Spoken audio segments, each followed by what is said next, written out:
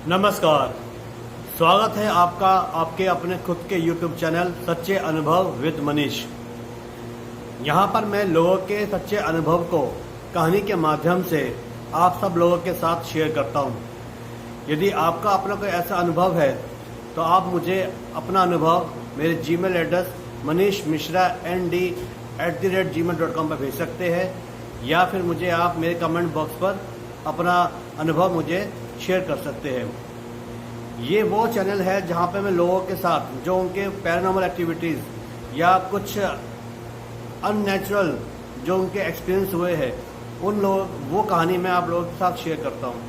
तो आज की ये कहानी एक हॉन्टेड डॉल के ऊपर है जो एक महिला ने मुझे बताई थी। तो ये कहानी सुनने के लिए आप कहीं जाइए मत और इस कहानी को सुनिए और चैनल पे बने रहिए। कहानी शुरू करते हैं अभी। जय श्री राम। नमस्कार। तो शुरू करते हैं आज की नई कहानी। अभी 3 दिन पहले मैं मथुरा गया था और उसके बाद मैं वृंदावन गया, वहाँ पर बांके बिहारी भगवान जी के दर्शन करने। और जब दर्शन करके वापस मैं अपने एक जो मैंने आश्रम में जहाँ मैंने जगह ली थी रहने के लिए, उस आश्रम में जब मैं वापस आया तो आश्रम में आपको पता है बहुत सारे लोग रहते हैं, वहाँ पर बुजुर्ग भी लोग रहते हैं जो आते हैं, दूर दूर से दर्शन करने आते हैं। तो वहाँ पर आश्रम में एक महिला भी थी जिनकी उम्र होगी लगभग ये कोई 60 साल के आसपास। तो उन्होंने मुझे बताया कि आश्रम में जैसे एक दूसरे को सब राम राम करते हैं, राधे राधे करते हैं, हाल चाल पूछते हैं। तो ऐसी बातें बातों में उन्होंने मुझे बताया कि उनके परिवार में एक पैरानॉर्मल एक्टिविटीज़ या कह लो एक भूत का साया था। तो मैंने पूछा माता जी क्या हुआ, बताइए, आप पूरे विस्तार से बताइए। तो उन्होंने मुझे बताया कि उनकी एक बिटिया है, उनके 3 बेटी है उनकी। और जो बड़ी वाली बेटी है वो एक कॉलेज में पढ़ती है, जो छोटी वाली बेटी है यानी जो बीच वाली लड़की है वो अभी शायद 8वीं 9वीं क्लास में पढ़ती है। और तीसरी बेटी है वो काफ़ी छोटी है, वो 3 साल की है। जो बीच वाली बेटी है उसको थोड़ा शौक है, जैसे हर बच्चे को थोड़ा शौक होता है खेलने का। तो उन्होंने बताया कि एक वहाँ पर मथुरा में एक मेला लगा था, दिवाली का मेला लगा था। तो वहाँ पे किसी मेले में से वो जो बिटिया थी एक गुड़िया लेकर आ गई, एक डॉल जिसे कहते हैं, वो उसको लेकर आ गई और उसको बहुत ही प्यार से उसको रखा, जैसे हर बच्चे करते हैं, अपनी चीज़ को बहुत संभाल कर रखते हैं, उसकी बहुत केयर करते हैं। तो ये गुड़िया जो थी इसको उस बिटिया ने बहुत संभाल के रखा। उसको डेली उसके कंघी करती थी, उसके नए कपड़े पहनाती थी, उससे दिन भर घंटों भर उससे बातें किया करती रहती थी। जैसे एक मित्र होता है ना, बहुत क्लोज फ्रेंड होता है, ऐसे उससे बातें किया करती रहती थी। तो ये जो क्रम था चलता रहा। तो 1 साल बाद कहते हैं कि वो जो मुझे मिली थी महिला, उन्होंने मुझे बताया कि बेटा 1 साल के बाद इस बुढ़िया के अंदर कुछ एक्टिविटी शुरू हो गई। मैंने पूछा क्या एक्टिविटी शुरू हो गई? तो उन्होंने बताया कि 1 साल बाद इस गुड़िया में ऐसा लगता है जैसे कोई जान आ गई हो। ये इसकी हाथों की और पैरों की मूवमेंट ऑटोमेटिकली अपने आप होनी शुरू हो गई। तो ये बात इनकी जो बड़ी बेटी है जो कॉलेज में पढ़ती है उसने नोटिस करी। उसने कहा कि माँ मुझे लगता है कि ये गुड़िया ना शायद अपनी आंखों की पलक झपकती है। तो उसकी माता ने कहा कि ऐसे कैसे हो सकता है? तो उनकी बड़ी बेटी ने कहा कि नहीं माँ, मैंने देखा है इसकी जो आंखें हैं वो पलकती है, मतलब कि झपकती है इसकी आंखें। तो ये जो डॉल थी, इन्होंने कहा कि ये कोई बिल्कुल नॉर्मल से साधारण डॉल होती है वैसी थी, प्यारी सी, सुंदर सी। तो ये डॉल कहते हैं कि ऐसे कैसे हो सकता है, ये तो बाजार से खरीदी हुई डॉल है, ये तो बिल्कुल सही डॉल है। तो इनकी जो बड़ी बेटिया ने कहा कि नहीं मम्मी, मैंने देखा है ये जो डॉल है ये ठीक नहीं है। तो इनकी मम्मी ने बोला कि दिखाओ जरा वो डॉल लेके आओ मेरे पास। तो इनकी जो बेटी है वो डॉल लेकर आती है।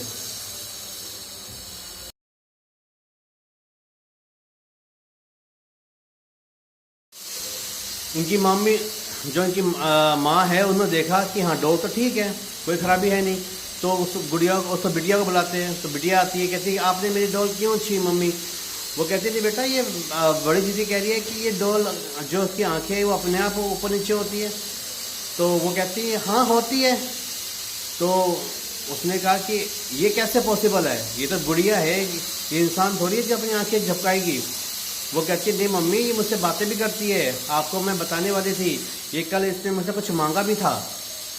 तो पहले तो उनके घर वालों ने सोचा कि शायद मजाक कर रही है, लेकिन इसकी बड़ी बहन को लगा कि नहीं कुछ ना कुछ इस डॉल के साथ कुछ है, क्योंकि इस डॉल में कुछ एक्टिविटी हो रही है। तो उसने कहा कि मम्मी एक काम करो, इस डॉल को ना फेंक दो घर से, क्योंकि ये डॉल मुझे ना ठीक नहीं लग रही।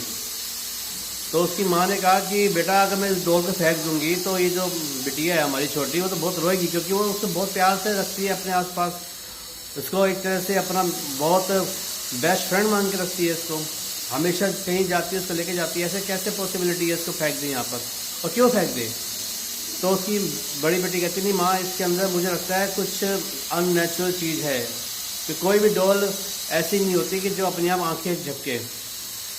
तो इसने इनकी बेटी ने कहा कि एक काम तो मम्मी से फेंक दो। उन्होंने कहा ठीक है देखेंगे। तो उन्होंने फिर जो बड़ी बेटी थी ये एक दिन रात को सो रही थी अपने, तो कहती है कि जैसे मैं सो रही थी मुझे ऐसा लगा जैसे किसी डॉल ने किसी ने उसका गला दबा दिया। तो ये एकदम ऐसे छटपटा के उठी और जोर जोर से चिल्लाई कि माँ माँ माँ।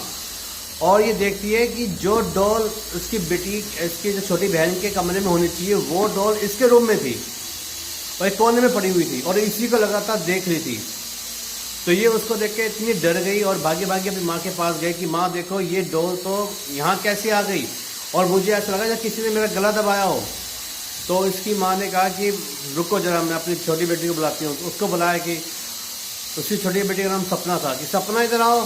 तो सपना आती है, कहती हाँ माँ क्या हुआ? कहती तुमने ये डॉल यहाँ क्यों रखी है? कहती नहीं मम्मी डॉल तो मेरे पास ही देखो। जब वो लेकर आती है तो उसके हाथ में डॉल होती है। तो और वो जो डॉल जो उसके वहाँ पे बेड के ऊपर रखी हुई थी वो गायब हो गई।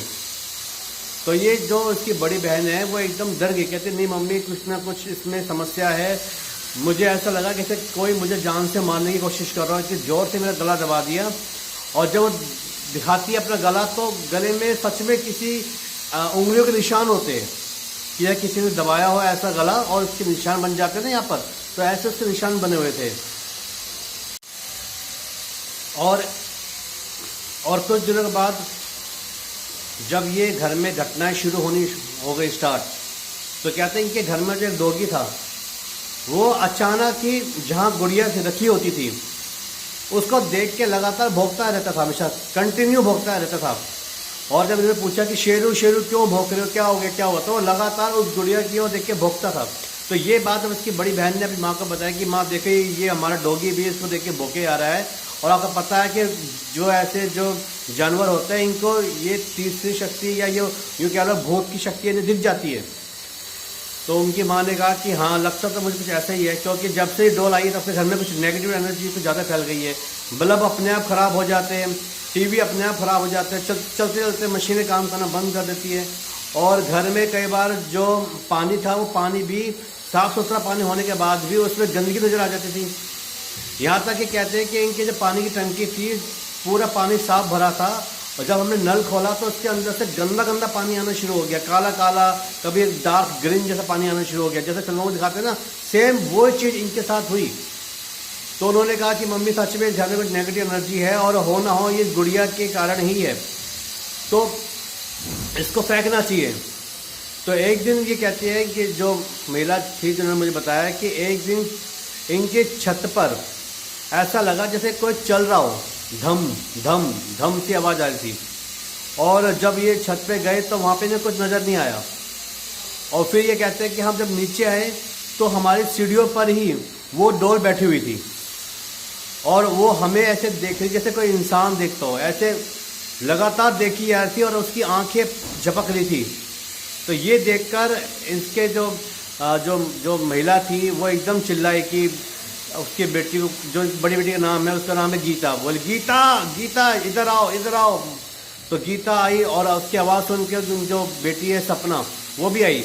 तो कहती है इस गुड़िया को हटाओ यहाँ से। जब वो कहती है गुड़िया को हटाओ तो वहाँ पर गुड़िया होती ही नहीं है सीढ़ियों पर। तो ये देख के उसकी माँ बहुत डर जाती है, फिर कहती है सच में इस गुड़िया के अंदर बहुत नेगेटिव एनर्जी है, ये कोई प्रेत आत्मा है जो इस गुड़िया के साथ हमारे घर पर आ गया है। तो अगले दिन वो जो महिला थी वो पास के एक मंदिर है, वहाँ मंदिर में जाती है और वहाँ पे पंडित जी को सारी बातें बताती है कि पंडित जी ये गुड़िया जो हमारे घर में आई है, 1 साल पहले सब कुछ नॉर्मल था, लेकिन उसके बाद से कुछ अजीब सी घटनाएं होनी शुरू हो गई है घर में। कभी छत पे कोई धमधम सी आती है आवाज़, कभी घर में पानी खराब हो जाता है, कभी सारे मशीनें खराब हो जाती हैं, और गुड़िया कभी सीढ़ी पर दिखाई देती है, कभी नहीं दिखाई देती, कभी अजीब सी आवाज़ें आती है घर में। तो पंडित जी ने कहा कि कोई बात नहीं, आप चिंता मत करो, मैं ठीक कर दूंगा। तो पंडित जी कहते हैं कि मैं तुम्हारे घर चलता हूँ और वो मुझे गुड़िया दिखाना कहाँ पर रखी है गुड़िया। पंडित जी घर आते हैं और गुड़िया को देख के कहते हैं कि हाँ माता जी, इसमें कुछ ना कुछ है, क्योंकि ये गुड़िया साधारण गुड़िया नहीं है जो बाजार में बिकती है, ये कुछ ना कुछ अजीब सी गुड़िया है। तो उस गुड़िया को वो अपने अभिमंत्रित मंत्रों से, उस धागे से उस गुड़िया को बांध देते हैं और कहते हैं कि इसको जल्दी से जल्दी अभी किसी बहते पानी में छोड़ाओ। तो बहते पानी में जब उसको छोड़ के आते हैं तो कहते हैं कि हमने देखा वो गुड़िया पानी में बह गई और लगभग 2.5-3 किलोमीटर वो बहते पानी में चली गई होगी। कहते हैं जब हम घर आते हैं तो क्या देखते हैं कि वो गुड़िया वापस मेरी बेटी के हाथों में है। और जब हम उसको देखते हैं तो इतना डर जाते हैं कि अरे ये कैसे हो गया, क्योंकि ये गुड़िया तो हमने अभी पानी में भागकर आए हैं और जब घर आए तो घर में वापस कैसे आ गई। तो ये सब देखकर उन्होंने एकदम पंडित जी को फ़ोन किया कि पंडित जी वो गुड़िया तो फिर वापस घर पे आ गई। तो पंडित जी ने कहा कि ये जिद्दी शैतान है जो आपके घर से जा नहीं रहा, इसके लिए मुझे एक अलग अनुष्ठान करना पड़ेगा, तभी जाकर इससे आपको मुक्ति मिलेगी। क्योंकि ये जहाँ तक मुझे लगता है ये कोई जिन्नात है जो इस गुड़िया के माध्यम से आपके घर तक आ गया है और आपकी बेटी के ऊपर ये हावी हो जाएगा। अगर ये जिन्नात नहीं जाएगा तो इस घर को ये बर्बाद कर देगा, क्योंकि ये बुरा जिन्नात है, अच्छा जिन्नात नहीं है, बुरा वाला है। तो ये आपके घर को बर्बाद कर देगा और इसको केवल हनुमान जी ही बचा सकते हैं, हनुमान जी ही इसको भगा सकते हैं और आपको हनुमान जी ही बचा सकते हैं इनसे। तो उन्होंने कहा कि कोई बात नहीं, मैं अगले दिन एक और अभिमंत्रित करके आपको दूंगा, वो चीज़ आप अपने घर में रखना और फिर इस गुड़िया को पानी में बहा देना।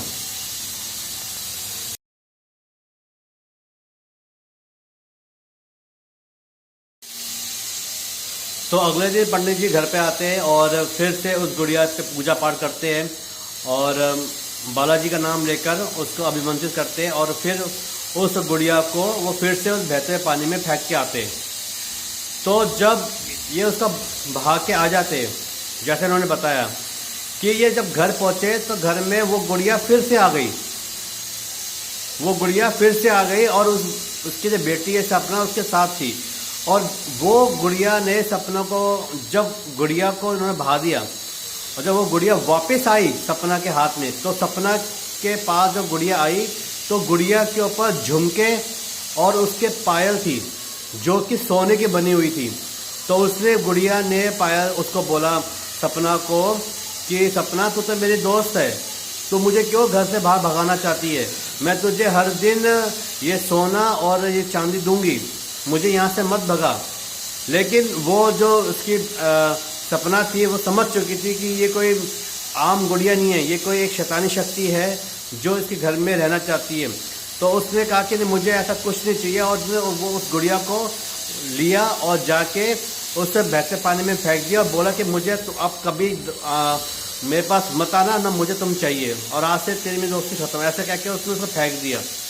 और फिर पंडित जी ने अपने मंदिर में बैठ के एक अनुष्ठान किया और काफ़ी लंबा 2-3 घंटे अनुष्ठान चला। गायत्री मंत्र का उच्चारण किया और काफ़ी पूजा पाठ करके उन्होंने कहा कि उस घर को उन्होंने बांध दिया, चारों तरफ से कील से बांध दिया, अपनी शक्तियों से बांध दिया कि अब वो गुड़िया कभी इस घर में ना आ सकती है और ना ही कभी तुम्हारी बेटी के ऊपर कभी हावी होगी। तो ये उस दिन से बाद से ये गुड़िया ना कभी उनको दिखाई दी, ना उस बेटी को कहीं नज़र आई। तो ये सच्ची घटना मुझे बताई गई है उस आश्रम में एक महिला के द्वारा, और ये हाल ही घटना है। अभी मुश्किल से 1 महीने पहले ही उनको इस गुड़िया से मुक्ति मिली थी।